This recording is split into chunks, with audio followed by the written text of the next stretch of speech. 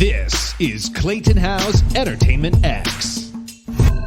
This week I chat with Eric Nelsen, and we cover a little bit of everything from early inspirations to performing in 13 the musical, work ethic, transitioning into film and television, performing in 1883, and horse training and riding to get there, asking and putting himself out there, and so much more. So I hope you enjoy this part one with Eric Nelsen. We're back. I'm Clayton Howe, and today with me on Zoom is Eric Nelsen. Eric, thank you for joining me today. Clayton, happy to be here, brother. Thanks for having me. So much to talk about. Performing in 1883, film, TV, Broadway, and producing. But before we get to any of that, I want to take it back to the beginning of time for you. What were your entertainment dreams growing up? Oh my gosh.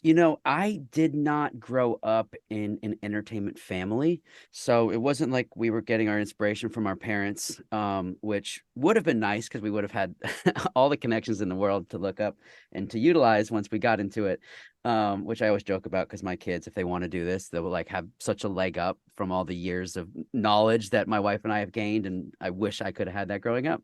But no, my parents had nothing to do with the industry. It's interesting you asked that because my younger brother was also been on Broadway multiple times. He's 6 years younger than I am. My first cousin Tess is currently on Broadway right now and Once Upon a One More Time and Glinda and Wicked, and have another cousin Reed who has also been on Broadway a bunch of times. And so this generation somehow got this acting bug, and we all from a young age were really into watching musicals. And that's one thing my mom really was, amazing at, was exposing us to the arts at a very, very early age. And so I think just through, watching Sound of Music on repeat and Fiddler on the Roof on repeat and Thoroughly Modern Millie and all these great, classic musicals, it kind of bled in. And one day I was just like, I want to try that. And I actually started as a dancer, and that's what got me into acting and singing. But I started as a competition dancer in South Florida, and the dance studio offered acting classes, and the girls in my class were like, you got to take it. You'd love it. You'd be great. And I started taking the acting classes and then started doing regional theater in Florida, and then had a random opportunity to move to New York and hit the ground running and never left. Was there a defining moment for you where you were like, this is what I know I'll be doing for a living? Yes. So as a living, it didn't happen until after I finished 13, and I was now 17 years old, and I realized, wow, this isn't just this really fun thing I get to do in front of people all the time. This is actually a profession that I make money and could potentially support myself for the rest of my life doing. That was that turning point. But up until that point, and I started professionally working when I was 13. And so between 13 and 17, it was literally just this really fun thing I got to do and had a blast and loved all the people I met. And it was just my love and my passion. So I never viewed it as a job. And then I finished 13 and went to LA for the first time and was like, wow, okay, this is a job. This is actually a career. And, I'm going to do this. And that's pretty much when I made the decision to just go all in. And, people were like, what do you do for a living? I'm like, well, I guess I'm an actor. I'm an entertainer. That's what I do. But that was the moment for sure. What did your parents teach you about work ethic? Oh my gosh. I mean, both of them were extremely hard workers and owned their own businesses. And, so from my first memory is hanging out in my mom's retirement facilities that she owned in South Florida. So she was always working. And so that, initially instilled such a drive and, just motivation for me as wow, you can be your own boss. You can do whatever you want to do. And if you love what you do, it's not work. And my mom loved what she did. And my dad did as well. And so that kind of bled in to all of us kids, I believe. And really just showed, what hard work and determination can do and seeing the payoff of it, getting to, live these fun lives that we got to do because of how hard they worked and, all that sort of stuff that really did kind of transcend my mind and, kind of shape the work ethic that I have today. All stemmed from our parents, which were great examples and role models, and especially in the business and, work. environment and world. Similar question. I'm curious what they taught you about kindness growing up.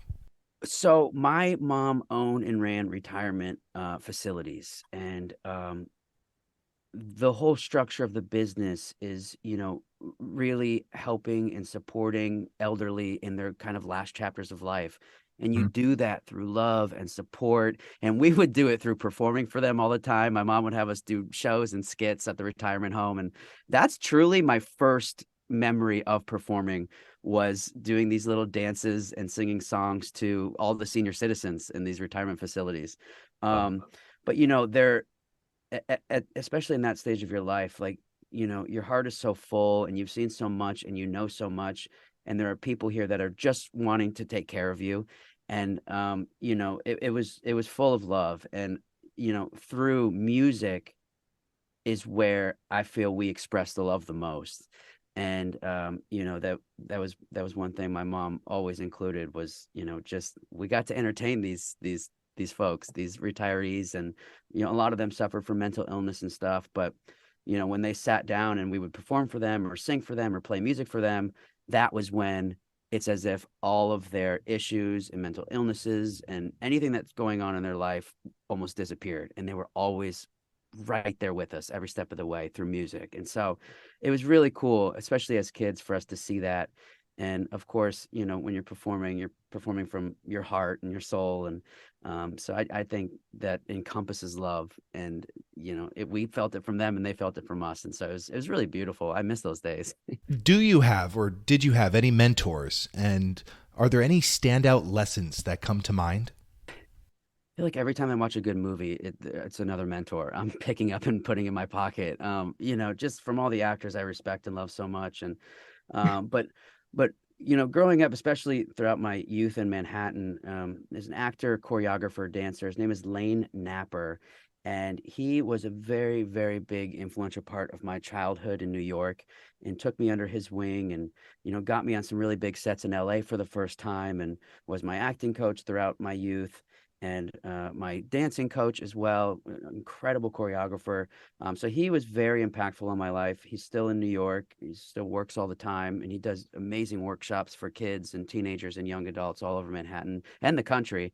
So any of our younger listeners who are out there and looking for an experience and looking to learn more and kind of hone that craft and work with some of the industry's best, definitely look at Lane Napper. He's amazing. And then my other acting coach, Mark Lewis, who I worked with and still, am very, very almost like family with, who I worked with every step of the way on all of my dramatic work and really intense acting pieces. For me, studying and learning and continuing to hone the craft has been my motto since day one. And I still work with acting coaches every day. If I've got scripts and stuff I'm dissecting, and that's just how I can get out of my own head and really get perspective from an outsider. Josh Barron is my current acting coach. He's out of LA, and Mm. he was with me every step of the way on 1883, which I know we're going to dive into, Mm. and so many of my recent films. He's a recent, within the last 2 years, a coach that I got on board with, but he was one of my co-stars on 1883's Coach for years. James Landry Abear, he played Wade on 1883. He's like, this guy's incredible. I know you love to, put in the work and do your thing. He's like, he's here as a resource if you want him. I worked with him once. I was like, all right, forever. You're stuck with me. I love this. But it's just, it's a continuous process of learning. And, the minute I think we settle and get comfortable in this industry is the minute things stop working. And the minute somebody else starts passing you by, because they're working and they're on that engine and it's not stopping. So that's always been my motto, and I'll continue to work on the craft and work with coaches until I can't speak. How did you and Lane start your relationship there? So interesting. I was coming to New York for a national dance competition called New York City Dance Alliance, and I was in the very finals as a tap dancer, and I wanted somebody to critique and look at my solo. At this time, I was still living in New York. Still living in Florida. I had went to New York for this nationals competition. And I was like, wow, I need a teacher from Broadway Dance Center to look at this dance. To me, nothing was cooler than Broadway Dance Center. At the time, New York, I was a tourist, right? So New York to me was just this incredible place that couldn't even dream of living in at the time. And he happened to be available. He was actually coming down the elevator, about to leave. And I'm like, sir, please, all the teachers are busy right now. I've got this tap solo. I'm here for competition finals. I really want to put my best foot forward. No pun intended. Can you give me 10 minutes? Can I just show you my solo? And you can just, the first thing that comes out of your mouth, just tell me, and I'll take it, and I'll literally hold on to it for the rest of my life. I was so desperate. And he, I think, was just kind of taken by the fact that I, stopped him coming off the elevator. He was like, yeah, let's do this. We went into a studio and ended up, I don't think we left the studio for 2.5 hours. And that's what started our friendship, and kind of him mentoring me, and our working relationship. And we kept in touch, and I did well in the finals. And we actually ended up flying him down to Florida to work with our studio back home because he was so amazing. And just kind of blossomed from there. And I was probably 11, 12, maybe 11 years old. And that was 20 years ago now, and we still talk all the time and work together all the time. And it's been really great. You never know who's going to be somebody that impacts your life greatly, especially meeting industry folks. That's so true. And for an 11-year-old to be so bold and to put yourself out there and to ask that question, I'm curious, how have you gotten better at asking questions? 100%, 100%. And sometimes, that term "fake it till you make it," it really comes in handy. You got to do what you have to do sometimes to get people on the phone or to get a meeting with you. And I've learned that a lot, and utilized it a lot through my producing career as well. Just to get, the agent on the phone of the person you want in your movie, or, even the actor. You just kind of, it's fun. I'll rewind for a second. As an actor, you're always taught, say yes, right? Right. Can you ride a horse? Of course I can ride a horse. You figure it out by the time you're on set. Even if you don't know what you're doing, you figure it out. You know how to speak with a Russian accent? Absolutely. Get the audition, call some dialect coach, and learn it as quick as you can. That's just kind of been the motto. Say yes. And so what I learned in the producing world is say whatever you have to say to get whoever you want on the phone with you. Or, because a lot of the times you're hopping through these hoops, unnecessary hoops, because people don't have the time of day, or, they've just got a lot on their plate. And if you could just say whatever it takes to get that phone call or that meeting, and that you're going to deliver on the other side, and you can back up, what you're promising, then I always just say, go for it. You have nothing to lose. Sometimes it takes drastic measures to get the focus of somebody you want to get the focus of. And if it's all, well intentioned, and it's for the betterment of your project, and you're just passionate about what you do, I've always been a believer about just do what you have to do to get this thing done, because it's not easy. And sometimes, sometimes you just got to flip on that, I call it the go mode, and you don't stop until you get what you want. That's so true. I love the way you put it, the go mode. Do you have a particular project or role that taught you the most about yourself? Wow. That's a great question. And I feel it's probably changed throughout the years. Yeah. As a young aspiring actor and a young adult, 13, the musical was that for me at that point in my life, and completely changed the way I looked at the industry. And I was, now for the first time ever working on a job surrounded by people my own age. It was the first and still only Broadway show in history that was literally all teenagers, from the band to the cast. Every piece of it was young adults. And so that was life-changing for me, and being surrounded by, singers like Ariana Grande and, Elizabeth Gillies, and all these amazing talents from all over the country. That was a moment that really, that was the first moment in my career where I was like, wow, I'm doing something. Like this is important. This is big. This is, this is life changing for me. And I learned so much from being around such talented kids. I say kids now, but of course at the time, my peers. Um, and that was at that point in my life just everything. And then that ended, and then I had a big reality check of like, wow, shows end quicker than you probably expected them to, and now you're just right back to the drawing board. You come out the stage door every day and you have the screaming fans and everybody's going crazy, and you're like, nothing can bring me down, I'm on top of the world. Then the producer comes in and the show's closing the next week and you have nothing. And then you're right back to square one and you're back in the audition rooms. And so that was a huge moment for me in my career as a stepping stone. But then it was a huge moment for me coming to realization of, you really only are as good as your last job.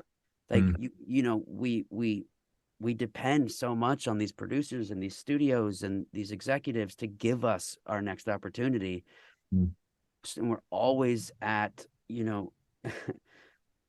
where I'm dependent on them for my work. It's I wish I could be like, okay, I'm gonna put myself on this new CBS show because I love it and I'm right for it, and now I'm in. It just doesn't work like that. They're the ones that make the decisions. And so that was a big reality check. And I was like, wow, okay. I thought I was on top of the world. I am literally this is just another gig that came to a close, and now I have to figure out how I'm going to utilize the platform that was just given and the opportunity I was just given to try to gain it, to try to use it to gain other work and to find that next job. So that was a big learning experience, especially as a 17-year-old, because you're like, Yeah. holy cow, like, talk about just a whirlwind. It's like the greatest thing in your life happens, and then the curtain comes falling to the ground. And then it took me a long time. I went straight to LA expecting to just get thrown on a series and become the star, because that's what everybody was telling me was going to happen. And it just didn't work that way.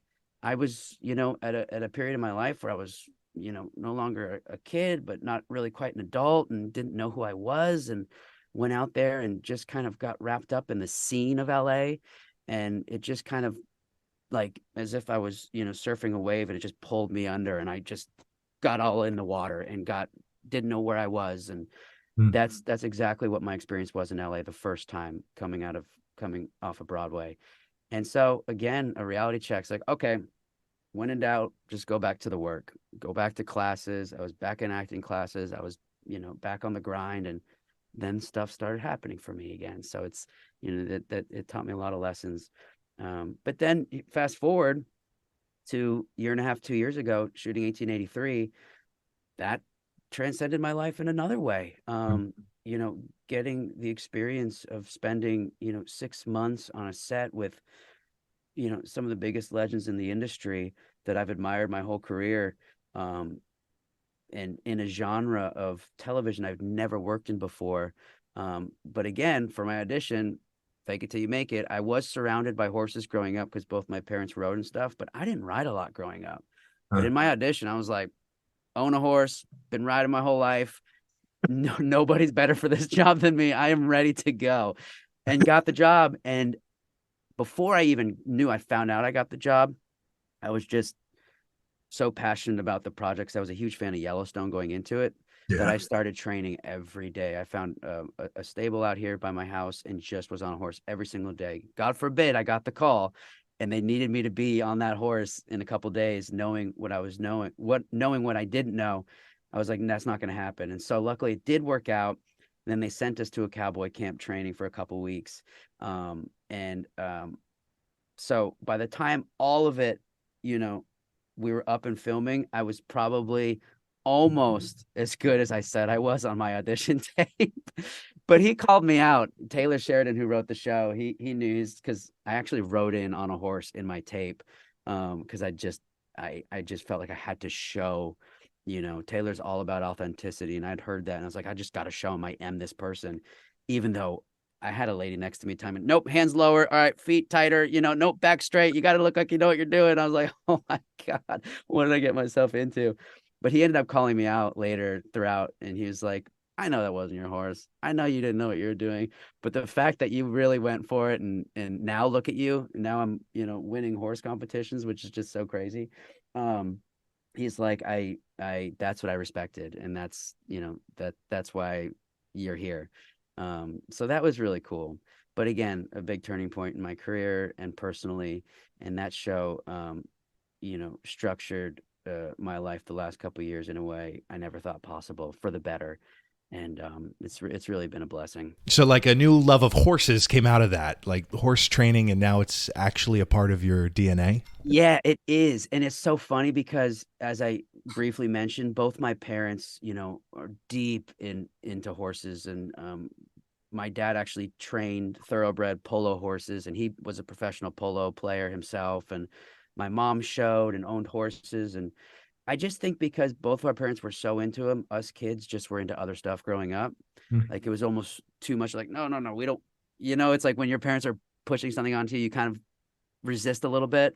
Well, that was kind of our case. But then get the show, do all this training, go to cowboy camp, spend 6 months on a horse filming. I remember basically calling them both and being like, I'm so sorry, I wasn't into this growing up. This is the best thing in the world. I'm obsessed. I want all the horses in the world. If you can't get a hold of me, I will be riding. And so that was really cool for them to see me kind of experience that on my own, and to kind of find my own love of the horse industry through my own lens. So that was kind of a fun turning point in our relationship, I think. But, especially now we have such a fun thing to bond on, and we're always talking horses, and it's great. Are there any standout moments that come to mind working with these actors on 1883, or any standout lessons? Every day, my co-star James and I would look at each other and be like, there's no way tomorrow could be better than today. And then the next day we'd say the exact same thing. It was just, every day was so special because we shot this entire show outside, 99% of it. So we're on the trails, and everywhere we talk about in the series the story takes place is where we're actually filming it. So when we're down in the stockyards talking about the cattle drive, from the 1800s, we're right there where it started. And when we're on the rolling hills, we're filming on those rolling hills in the middle of Texas hill country and up in the mountains in Montana. So just the feeling you get from being where you're actually telling the story in the actual locations is just so rare alone. Normally we're on the back of some studio lot at Paramount pretending like we're in Manhattan or pretending like we're somewhere else. We were actually there and outside and with nature the whole time. And as I said, my horse was my main scene partner. And so I'm having these incredible relationships with these animals, and all of that just made it so special, and just such a rare, unique opportunity in this industry. And again, one of the things I love so much about what I do is I get to learn new stuff and have new experiences every job I take. And this, horse world was just one of those new experiences and crafts I really got to hone in and learn and master. And so it's just been so much fun. But in terms of the actors and working with an actor like Sam Elliott, for instance, who has been doing this forever and is just such an icon, especially in the Western genre. And then you see him on set, and he's the first one there, and he's the last one to leave. And even when he's not in the scenes, he's sitting on an apple box, because he won't even sit in the cast chair. Like, he's so casual. He's sitting on an apple box watching everybody else, so he knows that his support is being given. He really was the leader of our team, and just the least, for lack of a better term, Hollywood guy I've ever met. He was just, he's so in love with what he does that it bled through, and all of us cast members learned so much just from being around him. Quick, great little story to kind of just tell you his personality. The first scene I'm shooting of the show, I'm at this diner, and his character is trying to convince my character to come on the trail with them and to lead them. And I'm the cowboy. I've done this before, and they need my help. And I want nothing to do with it because I know what's on the other side. I know how dangerous it is. Well, in the scene, this girl is supposed to come over and pour us all water at the very beginning of the scene and walk off. Well, she was so nervous because Tim McGraw is in there and Sam Elliott, and there's just like extras. It's like probably almost 600-700 people in this small space, and she's just clearly never been on a set before. We're in Fort Worth, Texas. This poor girl, I mean, this is just so overwhelming, and she's shaking, and on the very first take she spills the water everywhere, and she just can't keep it together, and she's nervous and the whole thing. And before the second take, Sam's like, stop, everybody stop. I'm like, oh man, this is my first experience with him, by the way. I'm like, this could go a couple ways. Like, he could be really frustrated right now. Like, this is, he's been getting in the zone, and now here we are, we're covered in water, the whole thing. Before the second take, he gets up, he finds the girl who's the extra, playing the waitress. He kind of pulls her aside, gives her this bear hug, and just sits and talks to her as if nobody else was in the room for, it felt like hours, but it was probably 15 minutes. He comes back, sit down. He's like, all right, we're all good. Let's try it again. She comes over and nails it every single time after that. I think he just gave her a speech of like, hey, we're literally all the same here. You want what I want here. Let's just have fun. My name's Sam. Nice to meet you. He just came at it from such a, approachable and kind-hearted place that I think that's all she needed. And I think he noticed that. And that just kind of goes, to say how long he's been doing this. He knew exactly what she needed, and he did it with a kind heart and authentically. And I was like, wow, I put that in my little storage bin in my head, and I was like, that's something to remember. Every single person on this set is so important. And sometimes people just need a second, and they need to know, that it's okay, and we're all going to mess up, and we're all going to, this is nerve-wracking for all of us. It's like the first day of school. And I feel that way. Sam feels that way. She felt that way that day. And she just happened to do something that, could have been embarrassing or whatever. And then you get more in your head. And so I was like, all right, Sam's an incredible guy. This is going to be a lot of fun. Good people. Let's ride. You've been listening to Entertainment X, the podcast. You can follow Entertainment X on Instagram at _EntertainmentX_. If you haven't yet, go to Apple Podcasts and subscribe, rate, and review this podcast. Join Clay next week for another curiosity conversation on Entertainment X. Thank you for listening.